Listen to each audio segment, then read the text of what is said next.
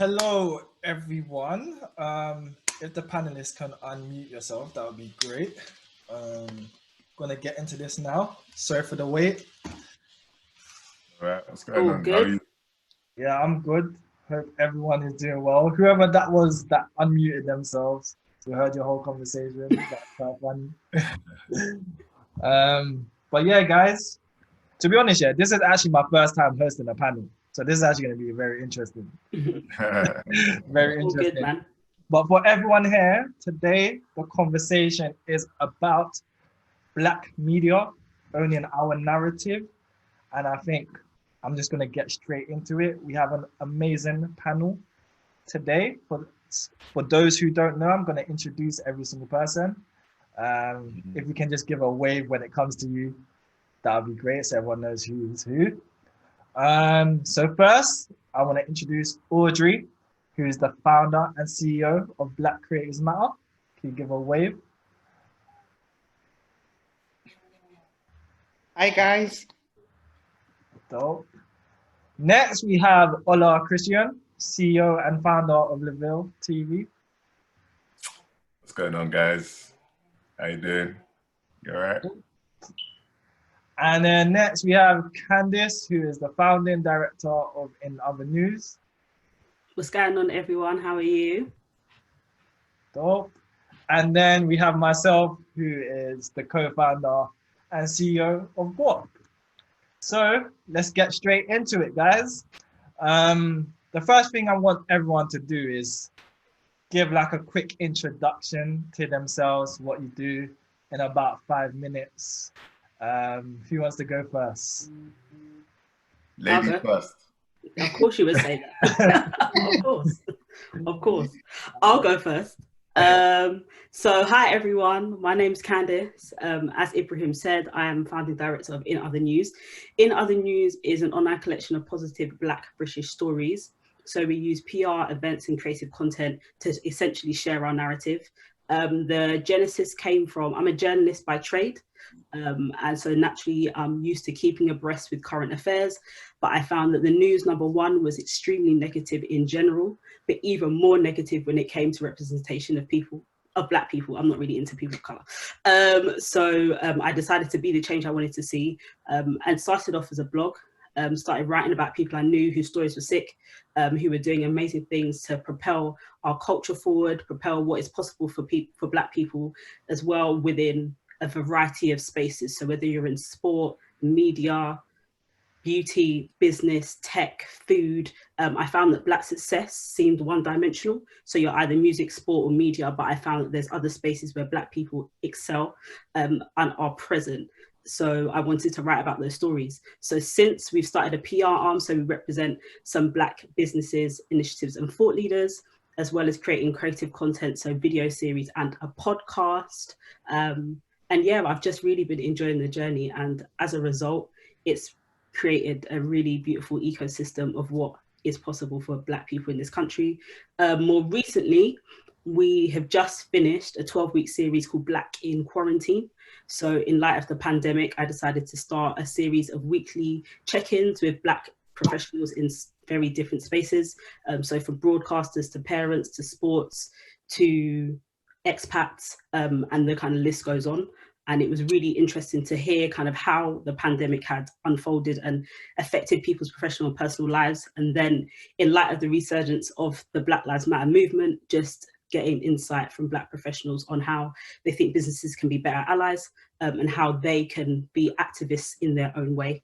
It was a 6 series. There's going to be a recap video coming soon, so follow In Other News to catch that.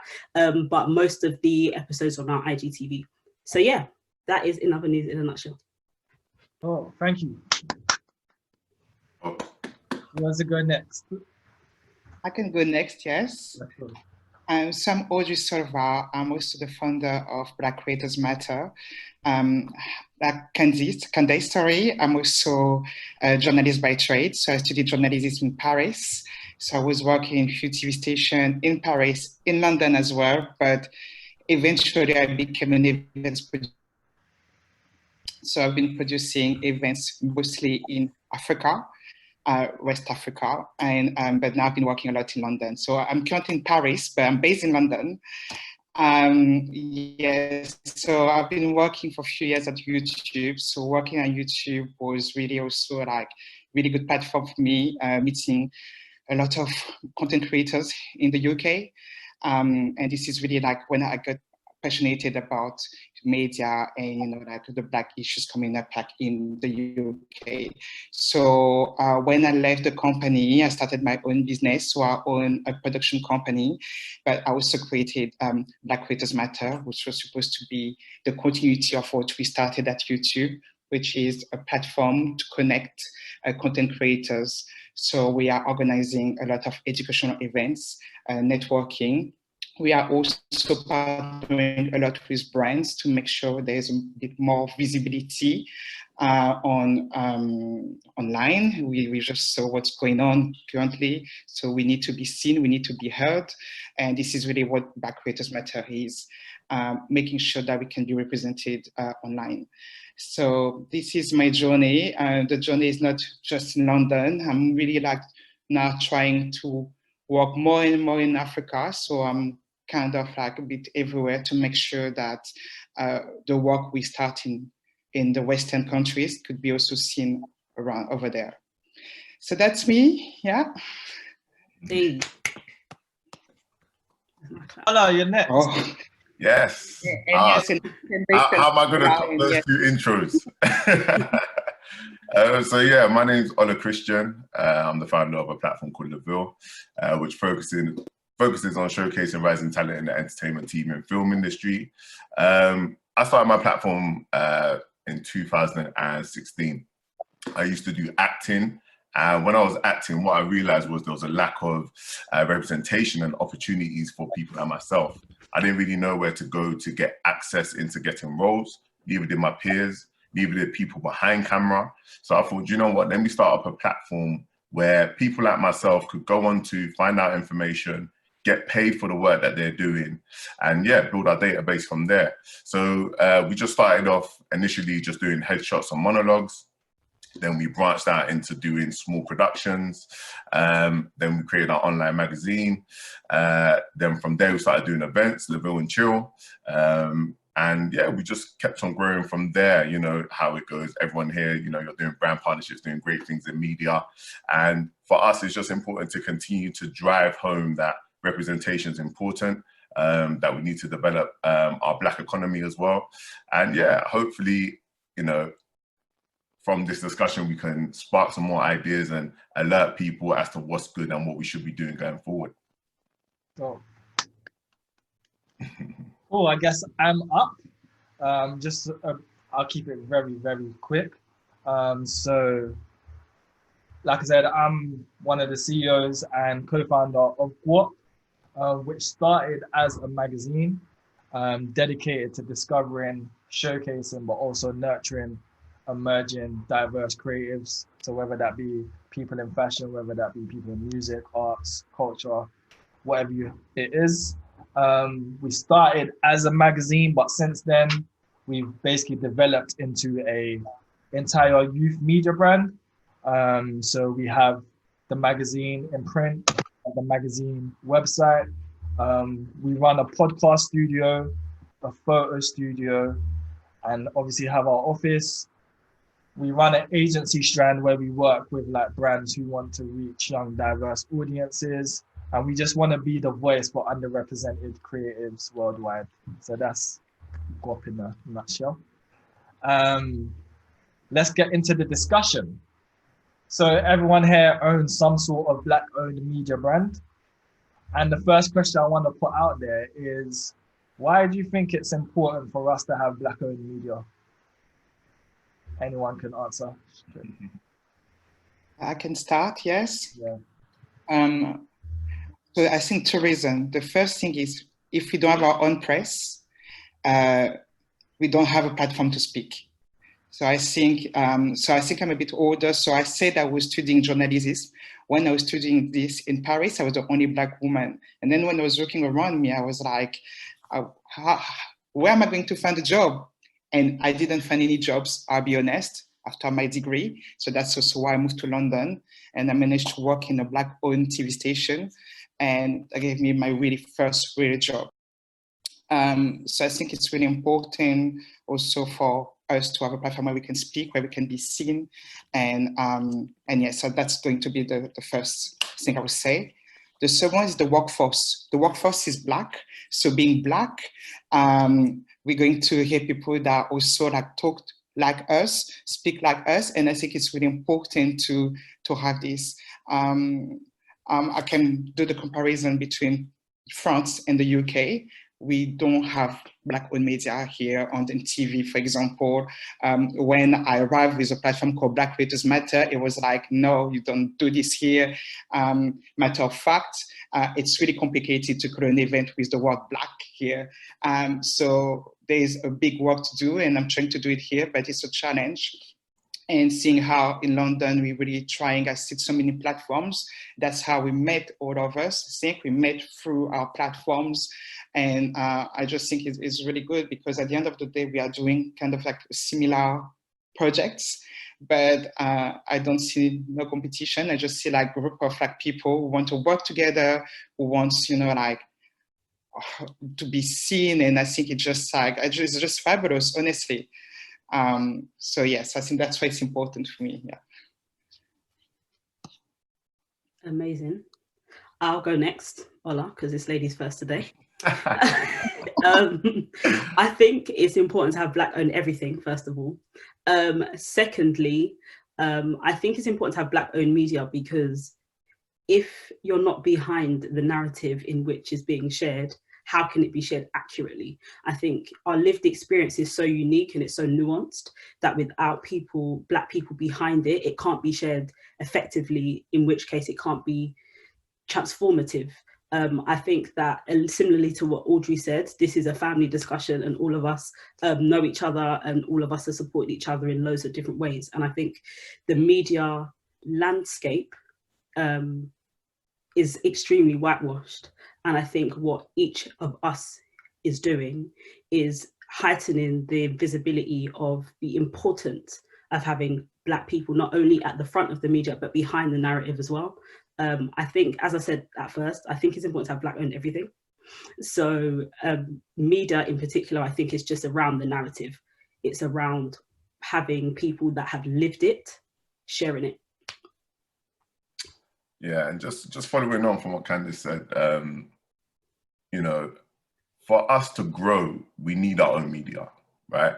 If we can't tell our own stories or have people that look like us telling these stories, we won't be able to grow effectively, and we won't be able to grow positively as well. You know, we can share our experiences the way we live them.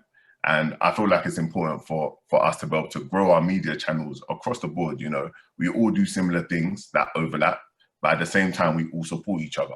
You know, there's no need for us to be in unhealthy competition with each other. I think it's important for us to be able to, you know, use the internet and this day and age to be able to tell our own stories. I think that's really important, so we can create our own narrative. So as we continue to do that, I feel like there's going to be so much room for growth for the next generation as well. It's not just about what we're doing. We're laying the foundations for the next generation to come and do even better than what we've done. Mm-hmm. Yeah, I think following on from that, I think media controls perception in general of like society. So like right now, the way people perceive Black people is based on the perception of how people who write for traditional media companies perceive Black people.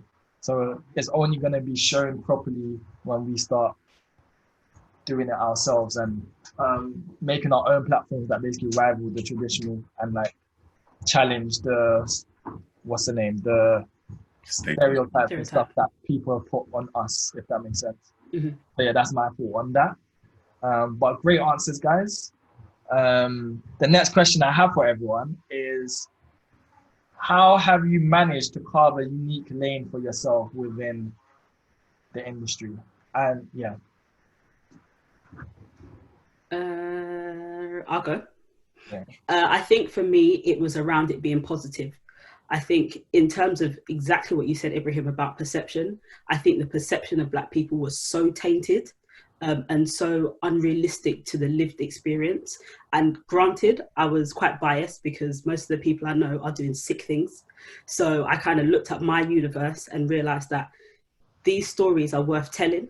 And I feel like if the faces of the stories weren't Black, they would be told.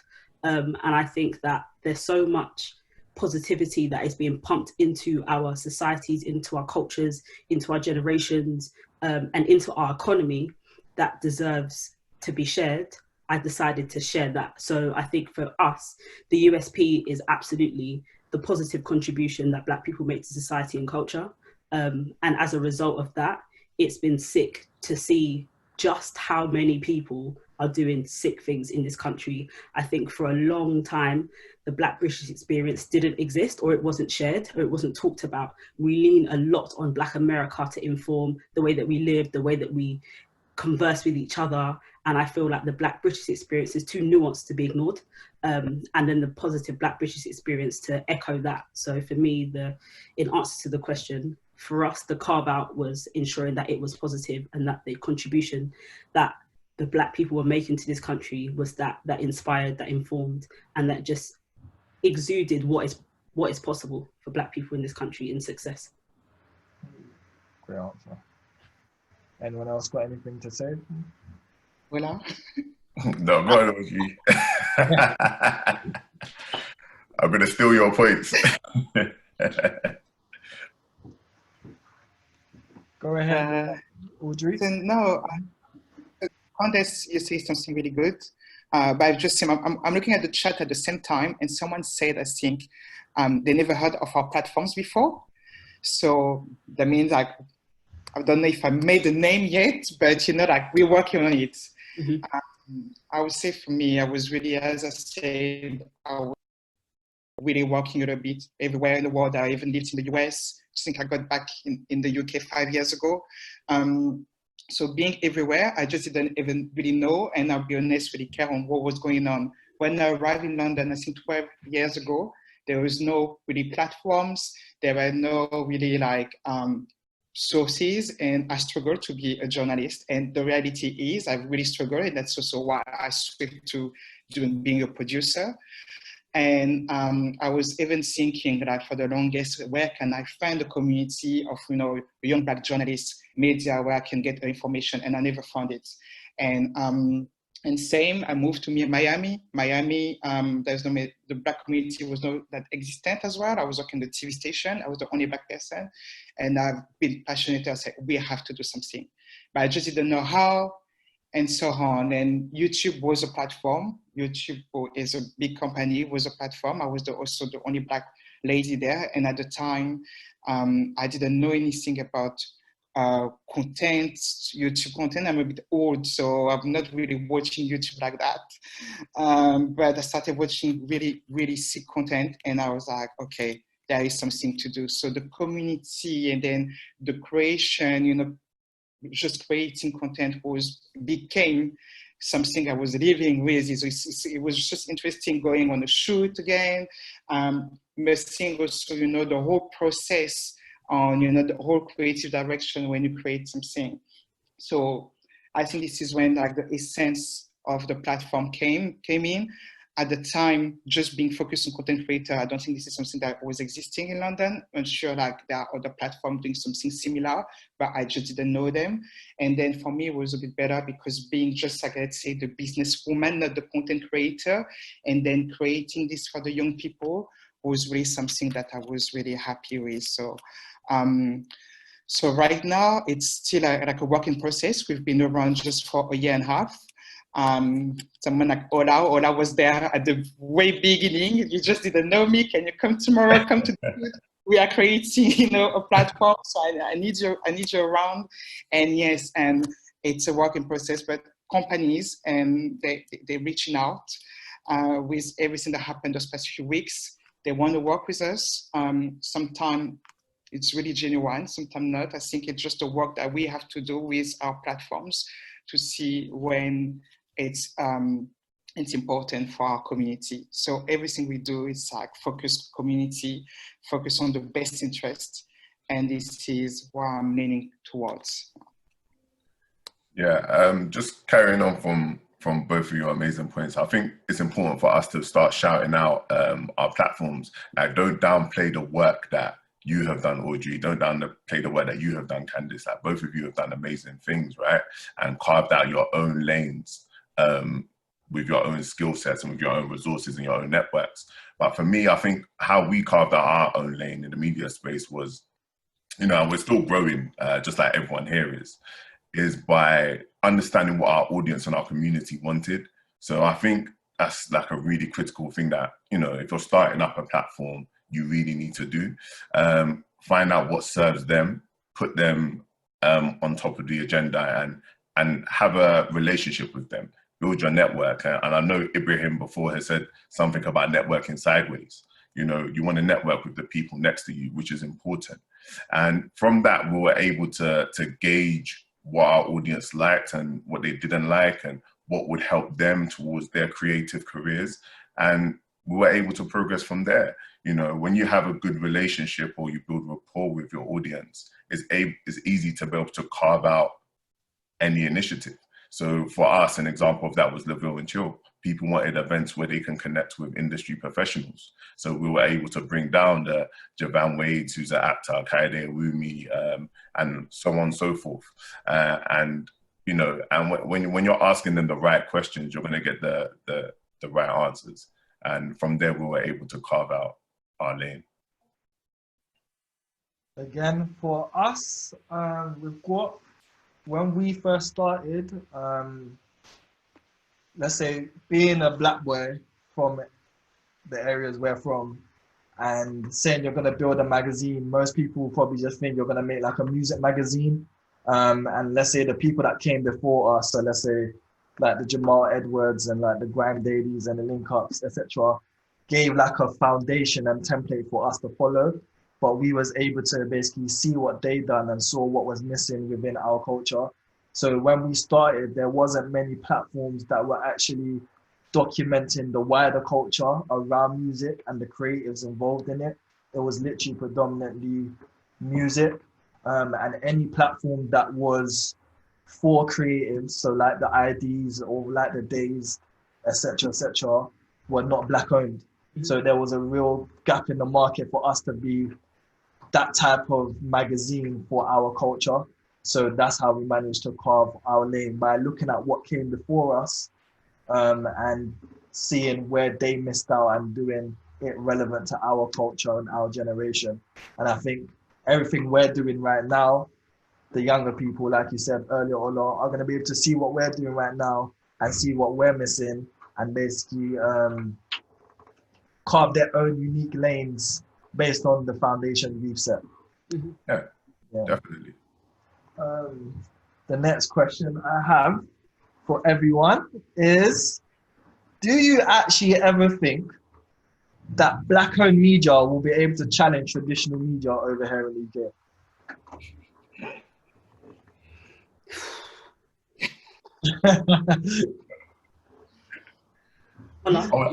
I want to just say, I just want to say yes, yeah, because I think we have to have that mindset anyway, right? Otherwise, nothing will change. Yeah, you have to have a bit of hope in order to see change. Now, is it going to be easy? No. Do we have the resources right now? No. I feel like we need to start having our own, you know, broadcast channels on TV. That's another place where this is going to make a difference. We need to start owning our own buildings, having our own districts where people can go and experience the Black experience on a high quality level, you know. And unless these things happen, I think we won't be able to challenge them. Oh, Audrey, love that. Thank you. I see the clap. So yeah, so unless these things happen, I think it's going to be really difficult. But as I kind of alerted to earlier, it might not be in our generation that we see that change. We're here to break down the set of doors for the next generation to come in and build on a platform that we're giving them. Mm-hmm. So will we see it? Maybe not. But hopefully the generation after us will be able to to be the people that can sit in those rooms and there'll be a fair level of representation within the Black media industry. I agree, 100%. It's going to be difficult. One of the reasons is Black-owned media are really niche, and this is turning sometimes away advertisers. I'm sure you guys had maybe some issues because sometimes advertisers, they don't see, like I would say, the point. This is what they say, not me. They don't see the point on really investing in a Black-owned on Black-owned media. And now, because there are other ways to reach out to minorities, say, to diversity. I don't know. Sorry?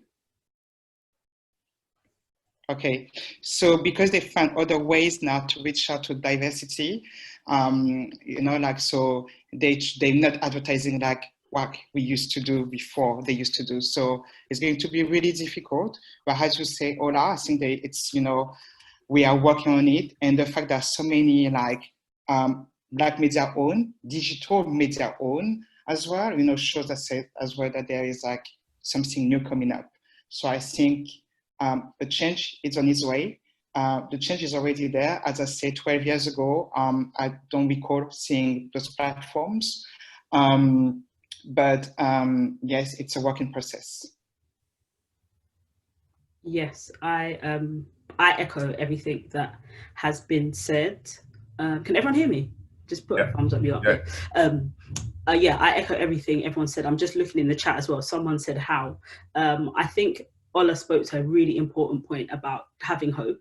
I am someone that lives vicariously through hope.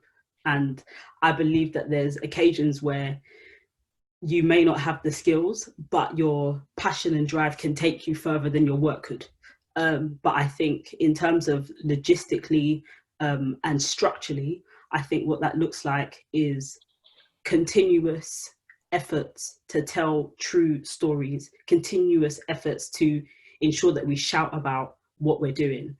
We don't have the, you know, without getting too much back into our history, we're already behind. Let's leave it like that. We're already behind. So we have a lot of, I don't like calling it catching up, because I think we should not be aiming to catch up with white-owned media. We should definitely be working towards surpassing it. So as a result of that, I think we absolutely have every chance to surpass white-owned media.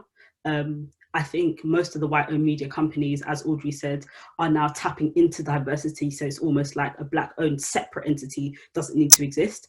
But by virtue of the response that we've all four of us have had off the back of our platforms, I know someone mentioned in the chat earlier, even though we have we are giving other Black creatives, or in any of our cases, other Black people an opportunity to shine, our platforms need to shine even more so than that.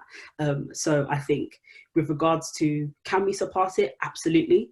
I echo what everyone else has said. It will be a hard slog, but anything worth having doesn't come easy. So I think it will be worth it. And I think, like Ola and everybody else has mentioned, Audrey as well, I think a lot of the time I think as Black people, a lot of the time we want to be, for lack of a better expression, the Oga at the top.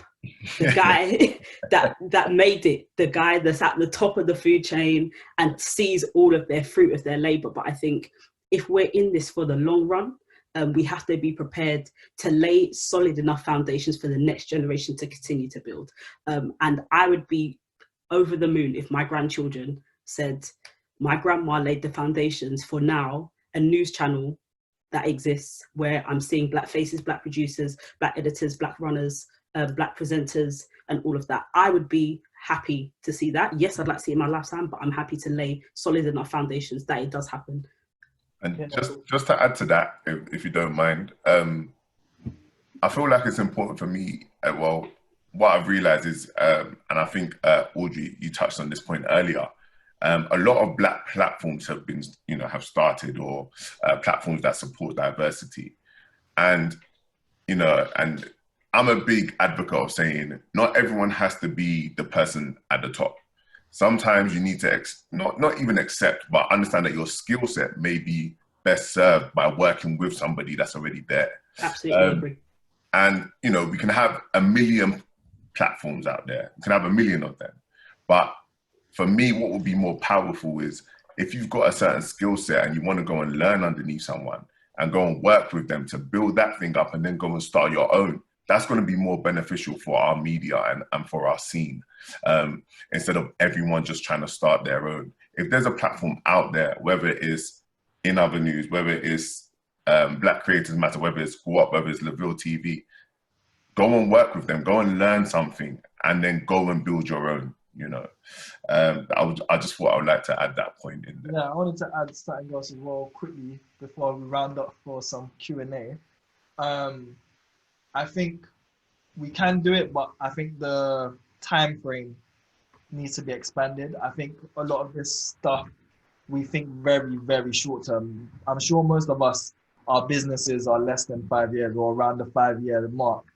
To get to the traditional media level, we need to be here for 10 years, we need to be here for 20 years, we need to be here for 30 years. Absolutely. Only when we get to them points can we even think about competing to that level, because some of us are the first generation of Black people being born here. Do you know what I'm saying? So it's gonna take time, it's gonna take years for it to happen, but when it does happen, I definitely feel like it will be on competing or better levels.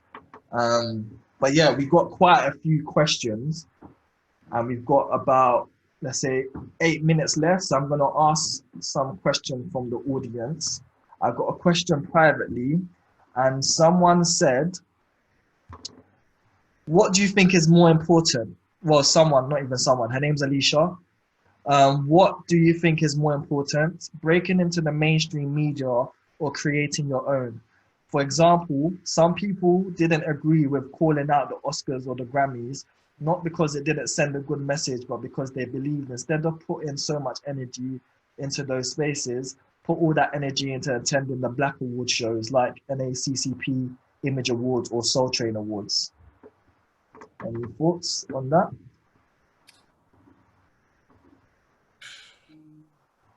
I don't know who wants to answer that question? I think it really depends on what the key performance indicators for your business are, and what you really see as valuable. I think both are important.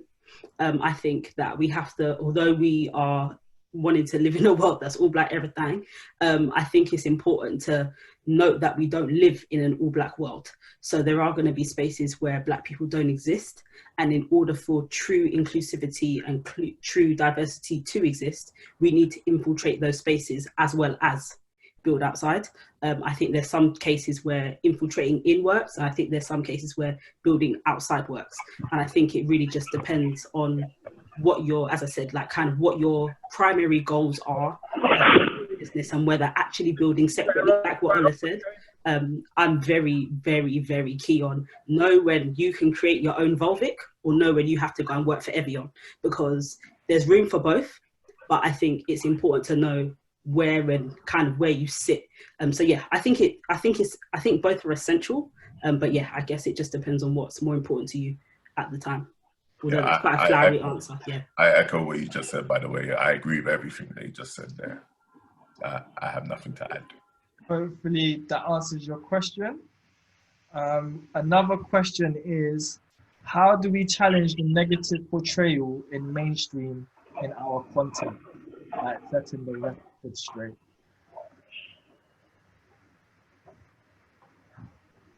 I'm not sure if I understand that question completely. Are there any other questions? If anyone has an answer to that question, you can answer, or I'll go to the next one. What was the question? I'm not sure if you finished it off. No, that was the end of it. It said, what do you... Oh, no, that's another question. Well, I'll go back to that question I asked before. But this question is, what do you guys think about buying some big platforms up and change the narrative that way as well? Can you repeat it? I didn't catch all of it. Sorry. One sec. It basically said, what do you think about buying older, bigger platforms and then changing the narrative that way as well? What platform? Black platforms? See? They didn't even ones. just bigger platforms and then using the bigger platforms to change the narrative. But what platforms are they referring to? What is a bigger platform? Do something back? Online? No, I bought it here.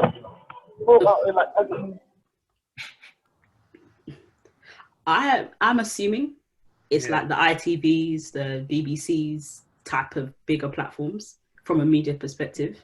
But then you have to go again with the question, because now I've tried to understand the context. They said any media big platform that has influence. I can talk maybe about, you know, like the social media platform, because I work a lot with those platforms.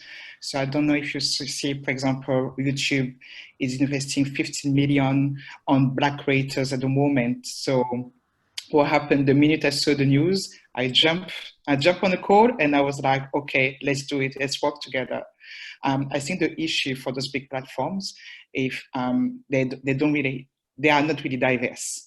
And we all know that when there's no diversity, the work is not really diverse. So I think now it's really us as, let's say, small back platforms to go there and, you know, like to change their narrative, be their voice, be the face, you know, like as we say, we're happy to be in the background, but that's what I'm doing a lot. I'm doing a lot of consulting. Companies such as BBC or Facebook, they're not afraid to contact me sometimes to just say, okay, we need a content creator, but we just don't know, we don't want to pick the wrong person or to send the wrong message. So this is also a lot of consulting that we are doing. So I think it's really to work closely with them. As I said earlier, some platform, they just really want this, the word that we heard a lot this past few weeks, they want some education, and they're not afraid to come and ask questions. So one of the example, I had a really good meeting yesterday. Bring one back. Black financial traders, yeah. Yes. Okay, I didn't catch your question. Financial traders. No, I think Black financial traders have just got their voice record on, so we're just hearing their conversation. So just finish off what you're saying. So as I said, some companies, you know, like right now, you know, we shouldn't be afraid to knock on the doors. And then, you know, like really like when we see something that is wrong or something that we can improve or something that we would like to do, because, you know, like some are really happy to open their doors. Yeah. Following on from what you're saying, for me, in terms of the big platforms, it's the people at the top that need to change, right? Because if you look at platforms that do have a lot more or promote a lot more inclusivity and diversity at the top, we tend to see the trickle-down effect of that, where their content is a bit more reflective. So if we use Netflix as an example, now they're not perfect, but they have a lot more representation than places like the BBC and ITV. You know, I've been into ITV's offices numerous times for a variety of projects. And just, if you go in there, you don't see anyone that looks like yourself that often, you know, and other broadcasters as well. It's not just them. So yeah, I feel it's a replacement of people at senior roles, which will be more important, which I think will take time, because we have a lot of people that are developing their experience in these industries that we weren't educated to be in before. I can assure you, probably most of everyone's parents here never told them that they could be a platform owner or they could be a creative person. So this is not, I'm not going to say a new space that we're venturing into, but we're some of the earlier adopters of people that are getting into the creative industry, you know, in the masses anyway. So I think when we get to that position where a lot more people have experience and they can get to those senior positions, I think we can see a lot more changes happening. Some really, really great answers, guys. I believe this is finishing at 4:30. So I just want to round up the conversation. Yeah, first off, thanks everyone for joining the panel. Big rounds of applause. Do you guys want to leave your socials or anything like that? Where can people find you guys? Yeah, you can. I'm sure I've already put my socials in the group chat, so I'll put it in there again. But it's Ola Christian across all socials, and Levile TV across all socials as well. So you can connect with me there. And I well, first of all, thank you, Ibrahim, thank you, Guap, thank you, Lendoe, BYP, and everybody else who's organised this panel. It was a great discussion, and you can find me personally at Canned Goods, so CANDGOODS across Instagram and Twitter, and in other news UK, all one word, on Instagram and Twitter as well. So I'm Audrey Solva on all social media, and you can follow us on Black Creators Matter. By the way, we are also creating a new program called the Black Creators Matter Hub. We are raising funds, and we've used a Black-owned company, Conda, to raise the funds. So if you manage to get into Black Creators Matter, please donate for our content creators. Yeah. Cool. And yeah, I'm Ibrahim Kamara _ on everything, and at Guap Mag on everything. Thanks everyone for tuning in. Thank you, BYP. Thank you, Lendoe. And hopefully everyone stays for the rest of the conversations, because there's a lot of knowledge being put out on this day. Thanks. Thank you. Amazing. Bye, guys. Bye, guys. See you there. Take care.